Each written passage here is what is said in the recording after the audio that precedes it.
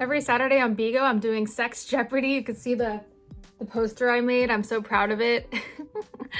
It's been going really well. And last Saturday we played, and I had this one question for everybody. In Jurassic Park, there's a certain animal that is having an orgasm that they use that sound for, the orgasm sound, for the raptors in Jurassic Park. And we all got stuck on it. Nobody could get it right until somebody finally did. But it was like, is it a dolphin? Is it monkeys? Is it horses? Roosters? We were like going back and forth, and then finally this guy Eric, who's super cool, he was like, is it tortoises? And I was like, yes. We were just cracking up, and we started like listening to tortoises having sex and roosters. It was a little disturbing, but it was very fun. This inspired me to want to do more research on weird sex facts. So in this video, I'm going to be sharing with you 5 weird, bizarre sex facts, all different animals that I have learned, including a little bit more that I've learned about tortoises. Usually I talk about human sex, but I figured I'd switch it up a little bit. Let's start off talking about penguins real quick. Did you know that penguins actually participate in prostitution? The Antarctica Adelie penguins, I think I'm saying that right, Adelie penguins, they're basically like monogamous in some way, shape, or form.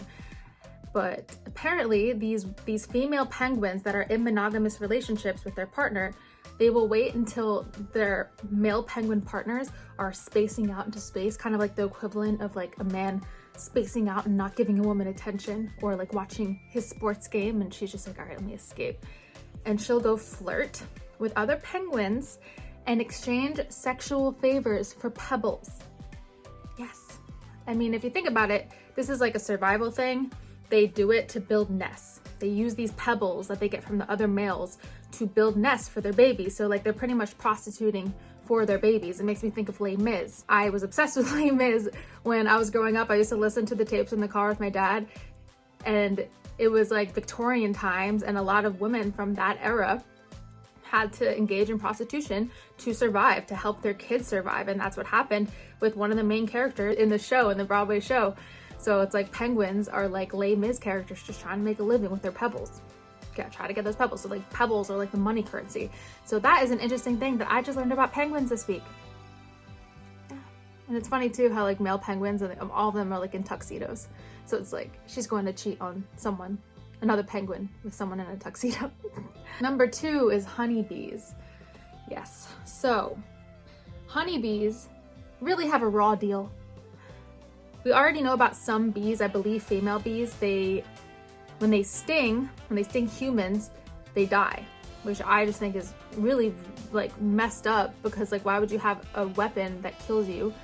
But similar to male bees. So basically male bees, it's like their goal in life, their purpose is just to reproduce. When it's time to mate, the queen bee will fly into an area where hordes of drones are congregated. These are drones, that's what they're called. The queen bee will wait for all of her virgins. And then when it's ready, when it's time, all of the drones, these bees, they come down and they mate with her. One at a time, they mount her. Male bees stick their endophilus, or inner sac of the penis, into the queen's abdomen, and they ejaculate semen. After they ejaculate, the male falls to the ground and dies from anywhere from minutes to hours. So every time these particular bees have an orgasm and ejaculate, maybe not an orgasm, I don't even think they have an orgasm, but once they ejaculate into the queen bee, they die. It's a pretty raw deal. Yeah, that sucks. Bees really have it rough. It's not as bad as the last one though. Just wait for the last one. Oh God. Number 3, porcupines. Oh God, don't even get me started on porcupines. These are some weirdos, okay? So female porcupines, when they want to attract a male, they spray this perfume in the air that's made of urine and mucus. It's like, my mucus brings all the boys to the yard, and they're like, it's better than yours. I don't know. My urine, it's better than yours, damn right. Oh God, don't take me seriously. But yeah, reading about porcupines made me kind of like glad to be human, because they're savages. So the women will spray this urine mucus perfume into the air, right? And then a bunch of guys will come and try to impress her. Then they'll like fight, you know, porcupines will like fight. And then once the male that I guess wins approaches the female porcupine, in order to figure out if they like each other, the male porcupine will pee on the female porcupine. If the female shakes it off and is like, screw this, get out of here, I'm out of here, R. Kelly, and like runs away, then there's no mating. But if she likes it, then they mate. On the other hand, a lot of the male porcupines that don't get chosen or they don't win the fight, they will try to rape the female porcupine. They'll try to mount her. And I feel like porcupine sex is already probably painful enough with all the spikes, if I'm not mistaken. But porcupine rape, it's awful. I hate non-consensual sex in general, so I'm not a fan of this porcupine situation. Number 4, tortoises. So tortoises, yes, my favorite. I was doing a little more research on tortoise sex, and I found this this guy Diego, this cool homeboy tortoise Diego. He's fathered over 800 tortoise babies. I mean, he's lived for over 100 years, so like it makes sense, but that's still pretty impressive. And he's recently retired his penis. Yeah, I think that you deserve a break, Diego. Tortoises are also not so innocent with their mating strategies, and I don't really like this, but male Galapagos tortoises, they show their interest by harassing these smaller females. So they'll follow her around. He'll spend like 3 or 4 days following a female, trying to mount her and like pushing her around a bit, which is totally messed up.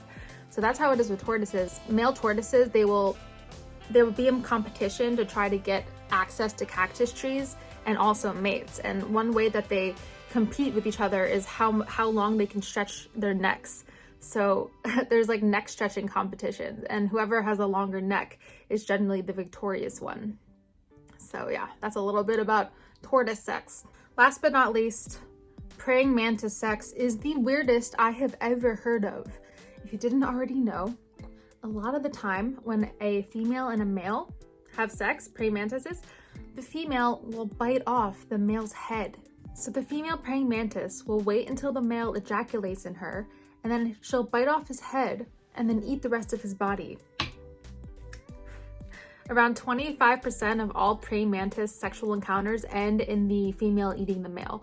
And a lot of researchers, people that study praying mantises, say that this is actually a good thing, which I think is like gross, because it helps the woman preserve energy that she needs to have the babies. This is apparently to ensure that she has enough energy and she's healthy enough to have the babies and lay the babies.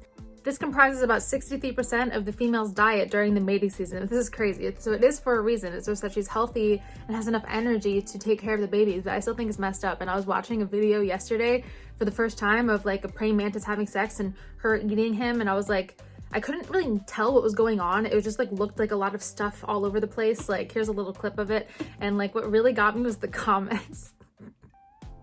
She's not worth it, bro. Or like when she said that she wanted head, this isn't what he had in mind. So funny. I'm glad us as humans, like, we don't eat each other. Sexual cannibalism, that's kind of crazy. And I think that's the only animal that I know of that does that. If you know of any other animals that do that, comment below, because I would love to learn more.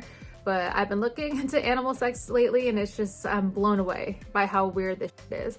And not to mention koala chlamydia.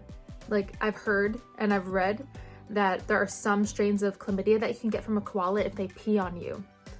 But that's all I'm gonna say about that, because it's so ridiculous. Those are the bizarre sex facts about animals that I've learned this week. Please don't forget to like and subscribe and turn on bell notifications. I left some info below on my Sex Jeopardy that's every Saturday at 5 PST, 8 EST. Thank you so much for watching my video, and I will see you in the next one. Bye.